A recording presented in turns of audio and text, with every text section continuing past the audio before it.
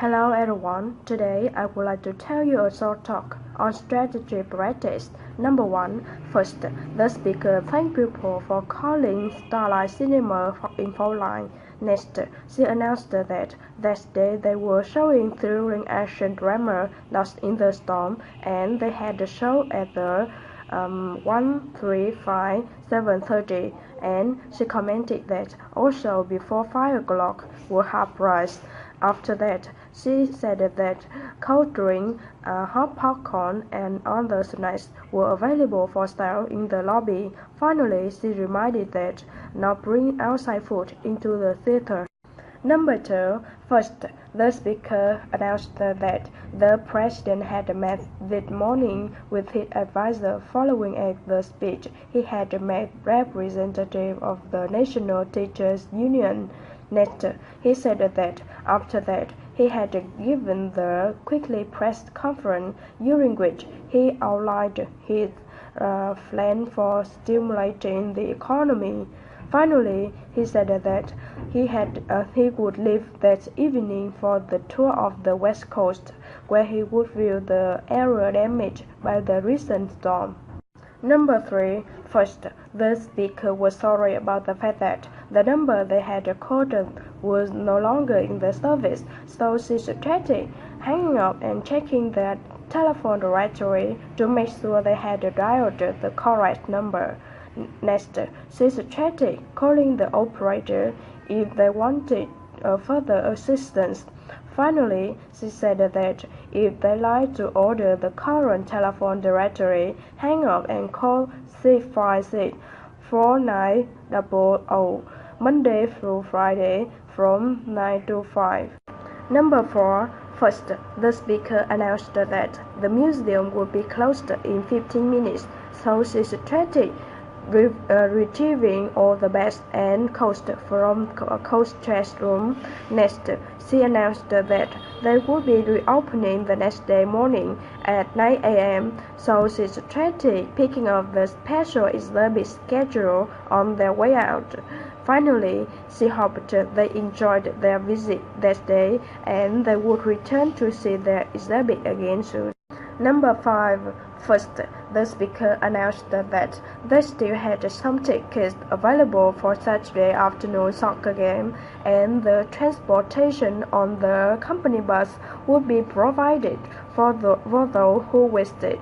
Next, she suggested sending an email to Mr. Kim in Human Resources office before 5 o'clock if they wanted to attend the game. After that, she suggested telling Mr. Kim how many tickets they wanted and if they planned to ride the company bus. Finally, she reminded that the tickets and bus rides were free. Number 6. First, the speaker commented that ordering by phone was easy for the first-time customer and it would save money too. Next, she said that after they had chosen the items they wanted to purchase from the catalog, dial their toll-free number and press 1 for their special first-time customer line.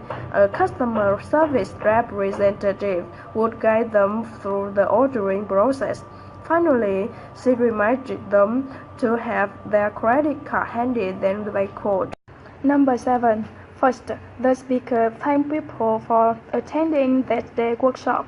Next, she introduced Professor Martina Ford. She said that he was a person of political science department at National University. Finally, she said that Professor Ford was an expert in electoral politics and author of several books on the subject, and he would lead them in a discussion on the current political climate and the implications for upcoming elections. Number 8. First, the speaker thanked people for coming out that night. Next, she announced that they had a wonderful program for them. Dr. James lectured on the Italian art, which would be accompanied by a fascinating slideshow and would be preceded by a brief musical performance. The students from the City School of Music would perform a piece of vibrato. Finally, she said that Following the lecture, there would be a question and answer session. Number 9. First, the speaker announced that traffic on the Harbour Bridge was packed up that morning due to an accident. Next, she said that the icy road condition resulting from the night before snowstorm caused a bus to hit a truck. The icy rocks had affected traffic all over the area. The cars were moving slowly on the most major routes into the city, and buses were running behind schedules. Finally, he suggested allowing yourself extra time for getting to work that morning, and he suggested being careful out there. Number 10. First, the speaker suggested customers not to park in the lot next door because that lot belonged to those restaurants. Next, she said that their car would be towed if they parked there, and if the street parking wasn't available, they could park in the lot behind the ABC supermarket and leave the area by front door free for delivery vehicles. Finally, he thanked for their cooperation.